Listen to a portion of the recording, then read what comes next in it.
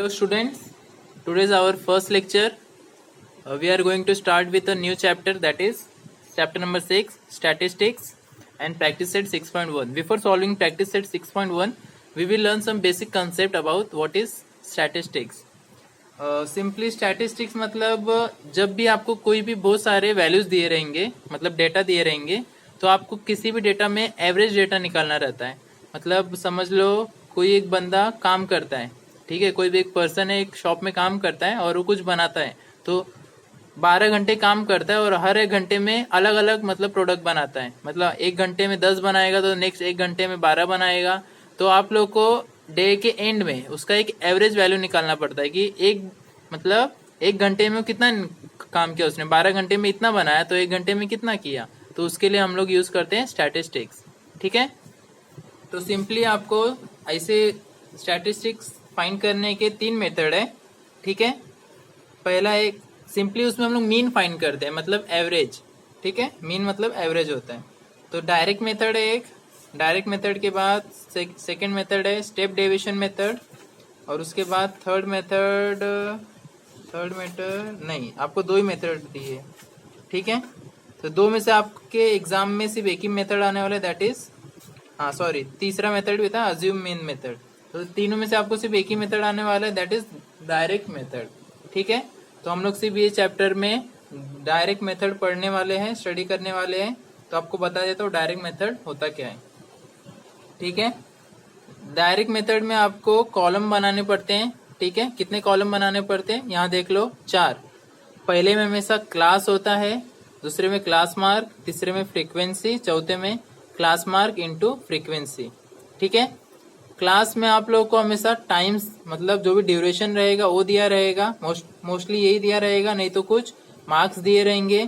ठीक है, मतलब इतने से इतना, जैसे वो बंदे ने काम किया था 1 घंटे में उसने 12 प्रोडक्ट बनाए, तो प्रोडक्ट का जो नंबर रहेगा वो आपको यहाँ दिया रहेगा. ठीक है, क्लास मार्क मतलब जो भी आपको एक लिमिट दिया रहेगा, मतलब इतने से इतना वो प्रोडक्ट बनाया, इतने से इतना उसने मार्क्स लाया, इतने से इतना घंटा उसने काम किया, तो उसका मीन एवरेज क्लास मार्क होता है. मतलब दोनों को जो भी आपको अपर लिमिट लोअर लिमिट दिया रहेगा, दोनों को ऐड करके डिवाइड बाय 2 करोगे तो आपको क्लास मार्क मिलेगा.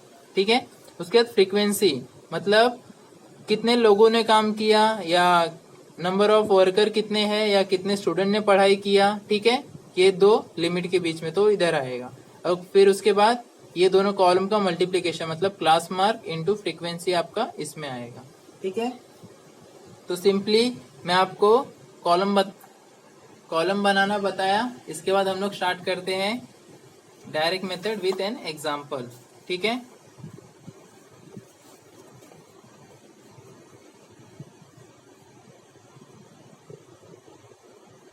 Direct method. ठीक है, टू फाइंड मीन. ठीक है, इसमें आपको 4 कॉलम बनाने रहेंगे. ठीक है, सबसे पहले कॉलम में क्या रहेगा आपका क्लास. ठीक है, दूसरे में क्या रहेगा क्लास मार्क, तीसरे में क्या रहेगा आपका फ्रीक्वेंसी, चौथे में क्या रहेगा, समझ लो क्लास मार्क को हम लोग ने XI दिया और फ्रीक्वेंसी को FI दिया, तो लास्ट में क्या रहेगा क्लास मार्क इंटू फ्रीक्वेंसी.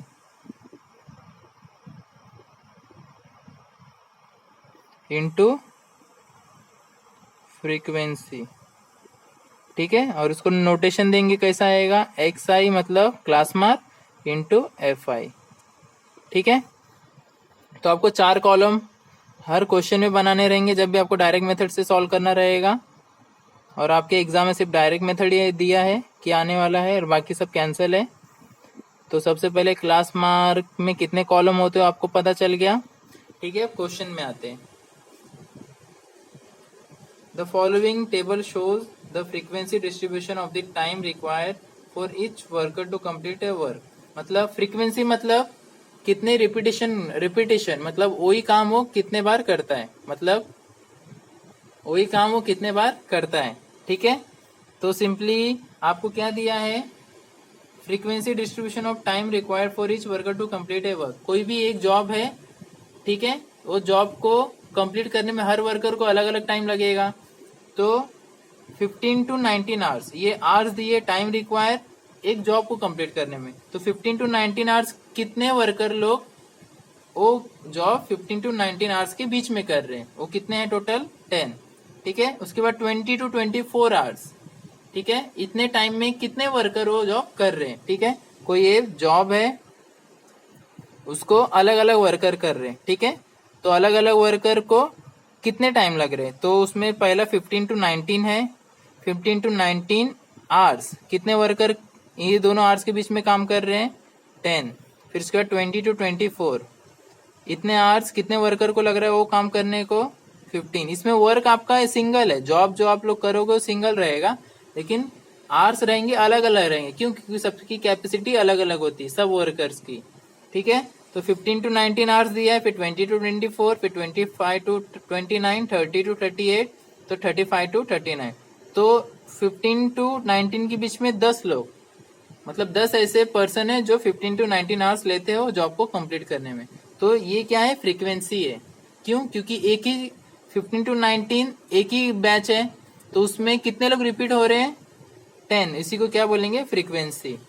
ठीक है। नंबर ऑफ वर्कर्स हमेशा किस में आएगा? फ्रीक्वेंसी। या number of students frequency, number of farmers, number of players, ये सब जब भी आपको रहे तो हमेशा फ्रीक्वेंसी में आएगा। ठीक है।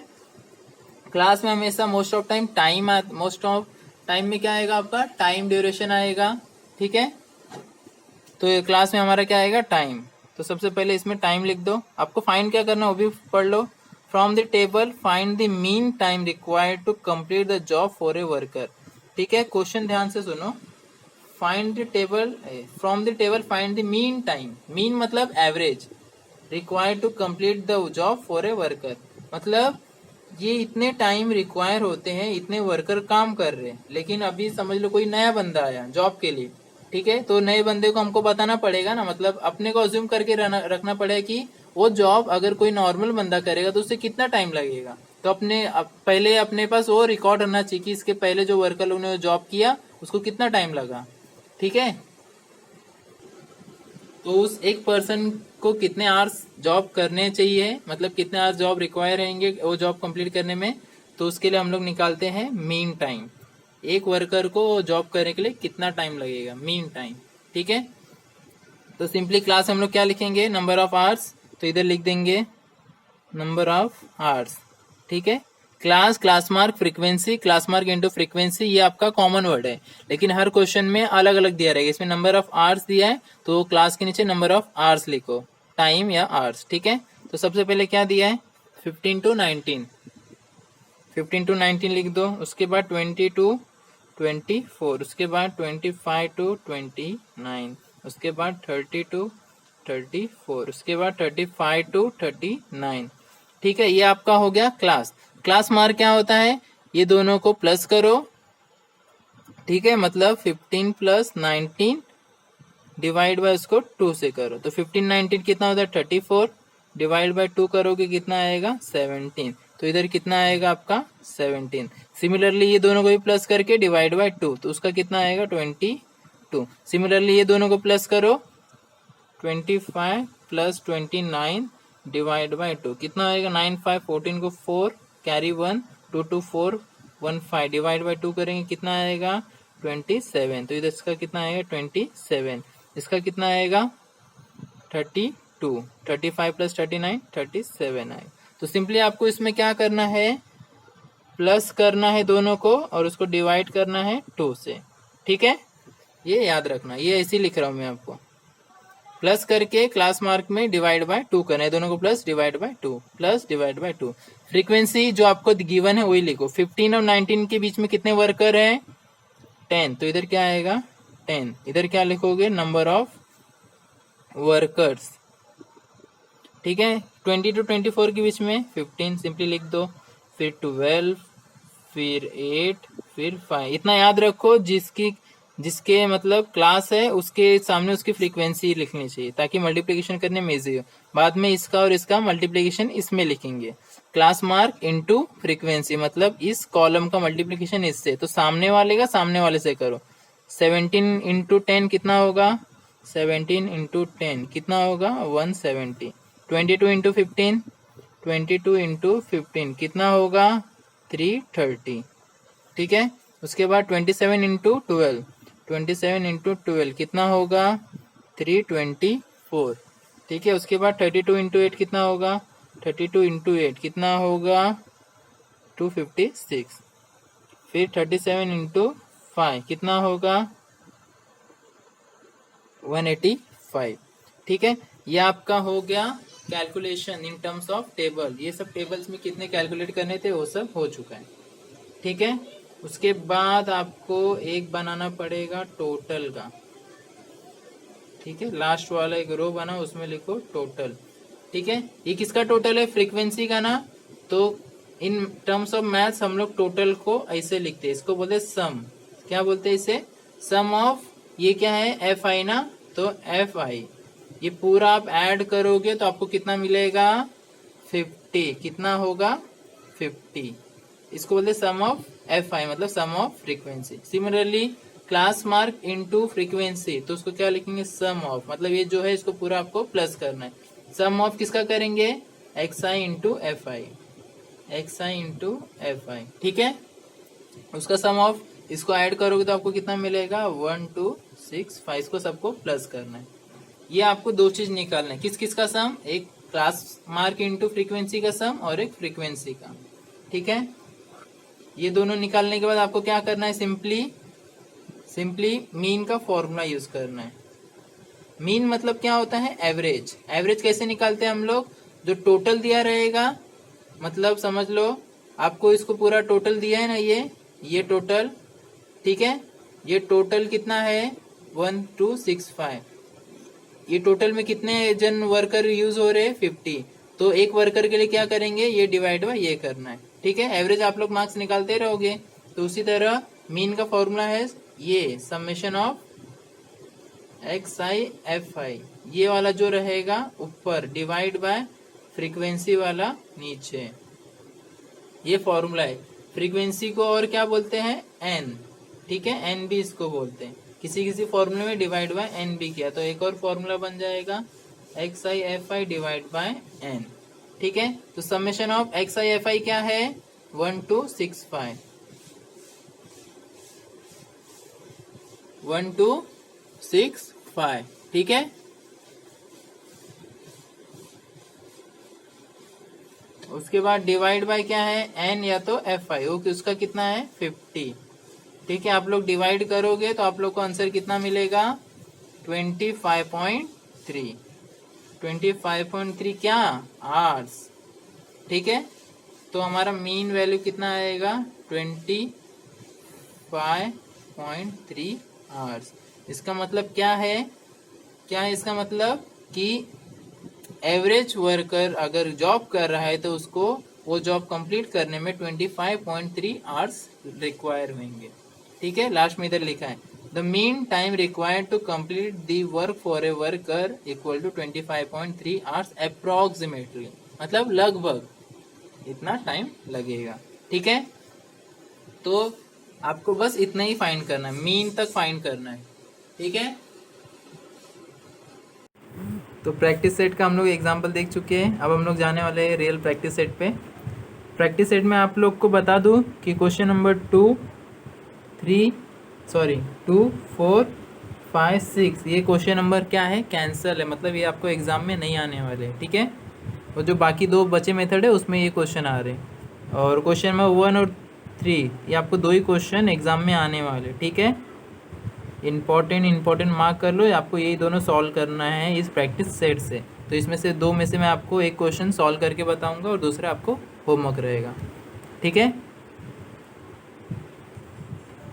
तो क्वेश्चन नंबर 1 में क्या दिया है, the following table shows the number of students and the time they utilize daily for their study, find the mean time spend by student for their studies by direct method. मतलब बहुत सारे number of students हैं, हर student अपना अलग अलग time spend करता है money बोल रहा हूँ स्टडी के लिए।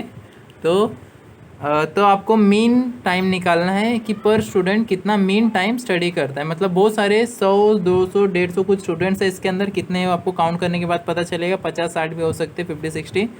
तो 50-60 स्टूडेंट्स लोग का एक बैच बनाया है, उसमें आप लोग को एग्जाम्पल से मतलब एग्जामिन करके दिया गया ऑब्जर्वेशन कि 0 से 2 आवर्स 7 स्टूडेंट्स स्टडी करते हैं, 2 to 4 hours 18, 4 to 6 hour 12 student, 6 to 8 hours, बाबा इतना कौन स्टडी करता है, 10, और 8 to 10 आवर्स, ये देखो ये टॉपर्स रहते हैं, ये 8 to 10 आवर्स कितने स्टूडेंट करते हैं, 3 स्टूडेंट, इसलिए तो 3 ही टॉपर रहते हैं, first second third.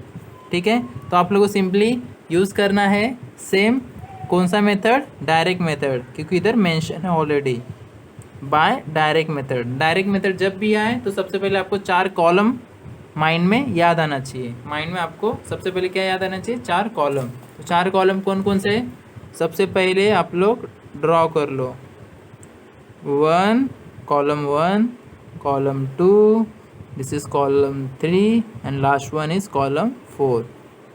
First column में क्या आएगा हमेशा, क्लास, सेकेंड में क्लास मार्क, थर्ड में फ्रीक्वेंसी, फोर्थ में क्लास मार्क इनटू फ्रीक्वेंसी।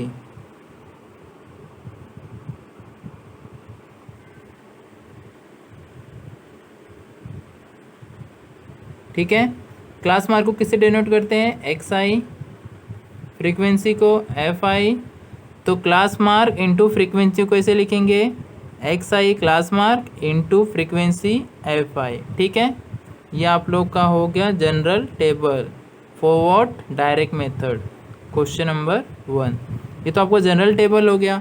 उसके बाद आप लोग को पता करना है कि टाइम और नंबर ऑफ़ स्टूडेंट्स किस में आएगा। तो हमेशा आपको बताया था टाइम हमेशा किस में आएगा, क्लास में, क्लास मतलब ये वाला क्लास। ठीक है, नंबर ऑफ़ स्टूडेंट्स हमेशा किस में आएगा, फ्रीक्वेंसी में।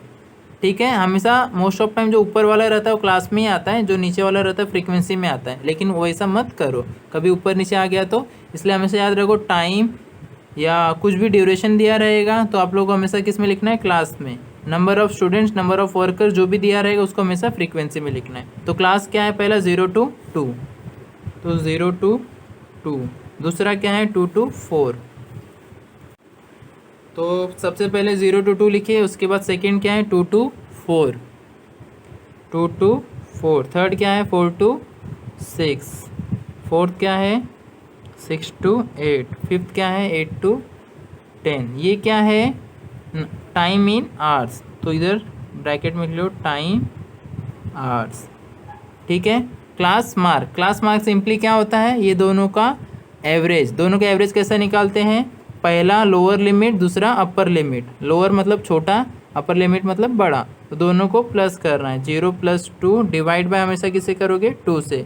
0 + 2 2, 2/2 1, तो इधर क्या आएगा 1। 2 और 4 रहेगा तो क्या करेंगे, 2 + 4 करेंगे डिवाइड बाय 2। 2 + 4 कितना होता है, 6, डिवाइड बाय 2 करेंगे कितना आएगा, 3। सिमिलरली इसको करेंगे तो कितना आएगा 5, इसको करेंगे तो कितना आएगा 7, इसको करेंगे कितना आएगा 9। ठीक है, आप लोग हमेशा ध्यान दोगे अगर इसका अपर लिमिट इसके लोअर लिमिट दोनों मैच करते हैं तो इनके बीच का गैप क्या रहेगा, कांस्टेंट रहेगा। जैसे ये दोनों के बीच का गैप कितना है 2, इसके बीच का गैप 2, इसके बीच का 2, इसके बीच का 2। मतलब एक बोल रहा हूँ कि अगर सही है कि नहीं वो आपको कैसे पता चले, लेकिन उसके लिए लिमिट कंडीशन क्या है, इसका अपर लिमिट नेक्स्ट वाले का लोअर लिमिट दोनों सेम रहे। ठीक है, उसके बाद फ्रीक्वेंसी ऑलरेडी टेक्स्ट बुक में गिवन है 7। 0 to 2 का कितना है 7। 0 to 2 आवर्स के लिए कितने स्टूडेंट स्टडी करते हैं 7, तो इधर क्या लिखेंगे, नंबर ऑफ स्टूडेंट्स। ये सबसे गधे स्टूडेंट्स हैं, सिर्फ 2 आवर्स स्टडी करते हैं। ऐसा मत सोचो 2 आवर्स स्टडी करके भी स्मार्ट बनते सब लोग। 2 to 4 आवर्स 18 स्टूडेंट्स, ये एवरेज, ये बीच वाले। 4 to 6 12 स्टूडेंट्स। 6 to 8 आवर्स कितने स्टूडेंट्स हैं 10। 8 to 10 आवर्स 3, ये टॉपर्स जो सिर्फ एग्ज़ाम में अच्छे मार्क्स लाते हैं बस। ठीक है, उसके बाद फ्रीक्वेंसी में class mark into frequency last column में, तो सिंपली मल्टीप्लाई कर लो, ये इंटू ये 1 × 7 कितना आएगा 7। 13 × 3 × 18 54। 5 × 12 60। 7 × 10 70। 9 × 3 27। ये आपका हो गया टेबल कंप्लीट। इसके बाद आप लोगों को क्या निकालना है, टोटल। तो एक नीचे क्या यूज़ एक्स्ट्रा बनाओगे, क्या बनाओगे, रो, इसमें लिखोगे टोटल। ठीक है, टोटल। तो ये क्या है, टोटल को हम लोग किससे डिनोट करेंगे, सम। सम मतलब टोटल। एफ आई, ये कॉलम किसका है, एफ आई का, मतलब फ्रीक्वेंसी का। सम ऑफ एफ आई निकालेंगे, जिसको और क्या बोलते हैं, एन। तो ये सबको प्लस करो, कितना आएगा, 10 + 3 13, 2 कितना आएगा 15, 25, 25 और 33 43 + 7 कितना होगा 50। टोटल कितने हैं 50। एन का वैल्यू भी कितना आएगा 50। ठीक है, सिंपली इसको भी ऐड करो, कितना आएगा 7 4 कितना 7 4 11 7 कितना हुआ 18 को 8 कैरी 1 6 5 11 7 18 90 20 21 2 1 8। एक इसका सम है इस कॉलम का ना, तो इसको क्या बोलेंगे, X I into F I. Sum of X I into F I equal to कितना है 1218। ठीक है, तो यहाँ तक काम खत्म हो गया। इसके बाद कौन सा काम करेंगे हम लोग, फॉर्मूला। फॉर्मूला क्या है, क्या निकालने वाले हम लोग, मीन। किसका मीन, मीन को डिनोट किससे करते हैं, एक्स बार। ठीक है, मीन का फॉर्मूला क्या है, सबसे पहले समेशन ऑफ ये वाला वैल्यू, इसको क्या बोलते हैं, X I into F I divide bye ये वाला समेशन ऑफ एफ आई, जिसको और क्या बोलते हैं, एन भी बोलते हैं। तो दो फॉर्मूला लिखते रहूँगा हमेशा, डिवाइड बाय क्या होगा, एन। तो summation of X I into F आई का वैल्यू कितना है 218, डिवाइड हो समेशन ऑफ एफ आई का वैल्यू कितना है 50। तो आप लोग इसको डिवाइड करोगे तो कैंसिल, एक ज़ीरो इधर आ जाएगा पॉइंट, तो 5 को इससे कैंसिल करोगे, 5 4 ज़ा 21 18 हो जाएगा, इधर पॉइंट लोगे तो ज़ीरो पॉइंट इधर शिफ्ट हो जाएगा।